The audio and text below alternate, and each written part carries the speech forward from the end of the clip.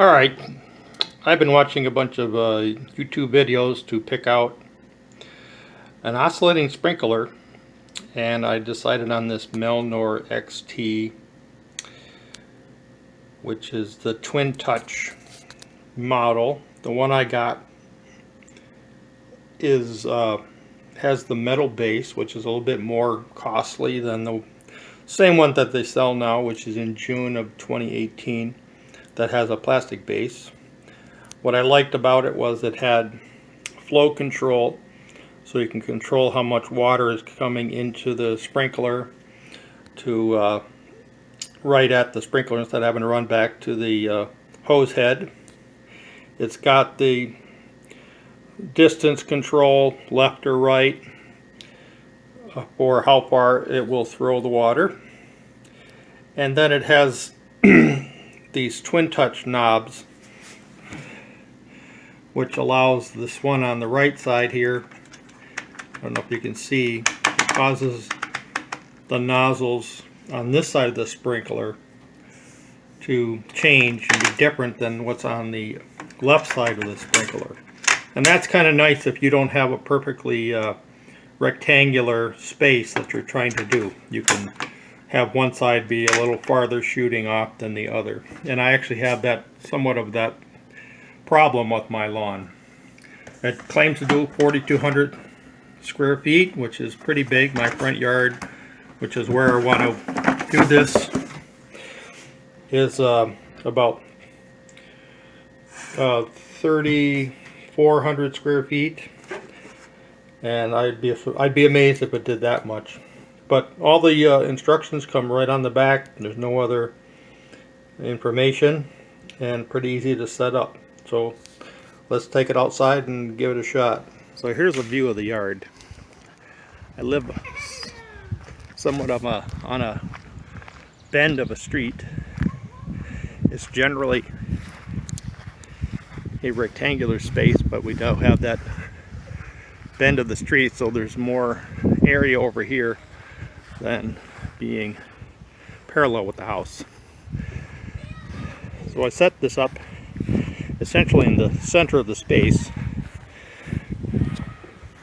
I counted 9 paces with my feet out to the road and to the sidewalk, and 20 paces from there to the edge of the garden and to the driveway.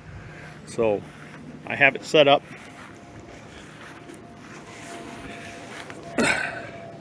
for full width to the left and to the right, full distance throwing, and full water flow.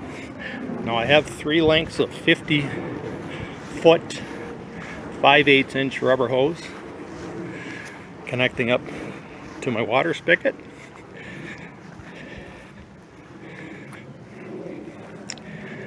And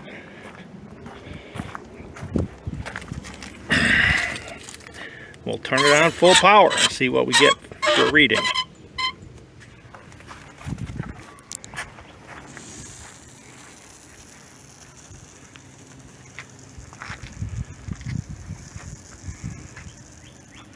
Just the first turn on here.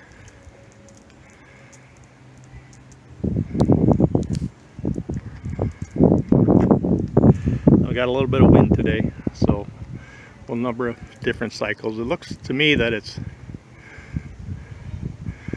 little slow going back and forth from what I'm seeing with some of the other ones, but maybe that's not a big deal.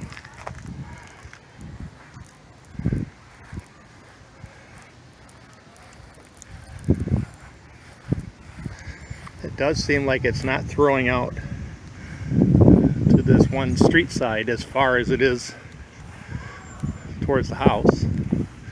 Right now it's hitting about right here with the width throwing.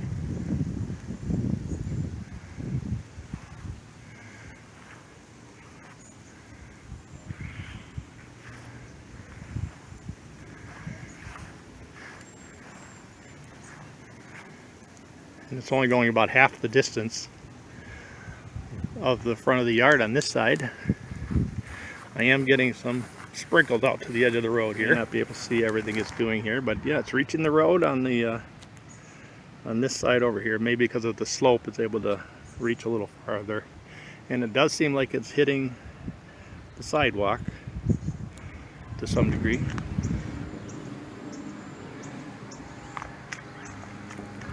Yeah, it does reach the sidewalk on this side. It's kind of very dependent on the wind. We got probably 10-mile-an-hour wind right now, but it's definitely not reaching past the mailbox here. So I've got this whole area that is not reaching. It does seem the pattern is pretty consistent. I think depending on how level the sprinkler is, it may aim for one side versus the other slightly. You can see it's kind of on a downhill slant, so that's letting some of the spray get into the road, which is good.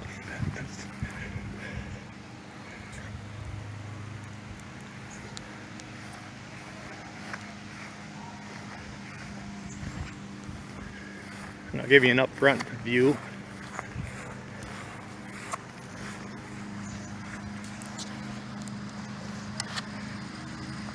Again, we got the full throw on there right now.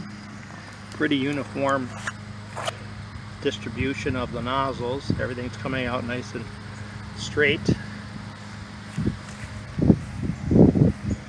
So I'm down in my basement just seeing with those 3 lengths of 50-foot hose what the gallons per minute rate is, and it's 4.33. So I'm going to take one of those lengths of the 50-foot hose off and see if that makes a difference on the flow rate. Maybe I'll get a little more distance out of it. You can see the farthest it's going in this one direction is right about the edge of this planting. So I'm going to pace it off here. 2, 3, 4, 5, 6, 7, 8, 9, 10 of my paces.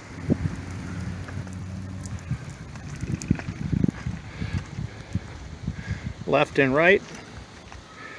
1, 2, 3, 4, 5, 6, 7, 8, 9. 1, 2, 3, 4, 5, 6, 7, 8, 9. So 9 to 10 paces sideways, given the flow rate of 3 hoses. I disconnected one of the lengths of the hose. I did want to comment, it's got a real nice brass fitting, and it's pretty easy to connect the hose up to it. Alright, with the 2 lengths of 50-foot 5/8" hose, it does seem to be spreading the water a little bit farther, but not necessarily that much farther. Let's go check the gallons per rate on the meter. So this is just the meter adding up how many gallons I've used, and it looks like it's at 4.49, 4.33 gallons per minute rate. Let's take one more reading here. 4.49. So that seems to be the rate with the 2 lengths of hose. Now I'll go and cut down the width-wise, see what happens when we adjust all these down to basically as vertical of a much throw as possible. And we'll see how far it goes one side or the other. They may even throw it a little farther too. Alright, I've watched about 10 cycles of it just to see from the center of the sprinkler to the sidewalk. It was basically hitting with the full width spread. It would go just slightly into my sidewalk, getting a little wet, as you can see.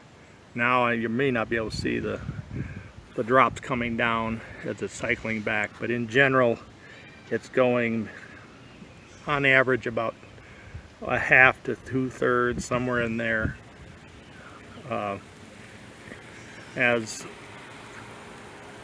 with its full up and down configuration. On this side, as it's coming back, I'm kind of standing about where I'm seeing the flow coming down compared to the road, and it is about right here, just about to get wet. but it has a nice uniform stream. I think that this style sprinkler has a lot of advantages of putting about this equal amount of water everywhere. One last thing, I want to check the shutoff valve on this.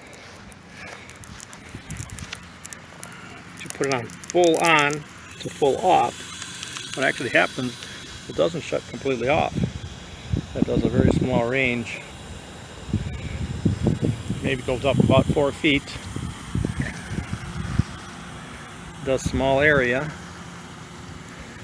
but it's probably slow enough water flow that you could move the sprinkler without getting wet. But I was under the wrong impression that this was actually a complete shutoff valve, and I was mistaken. This side light, I have been using an old Thompson traveling sprinkler, which I've had probably for 35 years on this yard.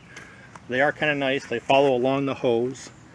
You can adjust where these holes come out, so you can have one that's going kind of close in and then the other one shooting farther out. And so you can adjust them so you get pretty much similar coverage for the full circle. It doesn't squirt as far as this oscillating one does side to side, so I have to set it up twice, and then unless you put something in line with the hose, you'll have to basically run out there and shut it off before it runs out of its hose length. They do have a device you can put on in the middle of the hose length, which it's basically a valve that when it runs into it, it can shut it off. But these are kind of nice. They're unique, but I thought I'd rather have something I can put on a timer and have it just run and do the kind of coverage I want. I'm not right now thinking I'm going to be able to get by with just one of these without having to reposition it. I might have to put two in, put one a little farther closer to the driveway and another one about right here. So I'm definitely not getting the 4,000 square feet coverage that they talk about, because this yard is about 3,400, and it looks like I'm maybe the most getting half of that covered by this sprinkler at this setup that I got here. Thanks for watching.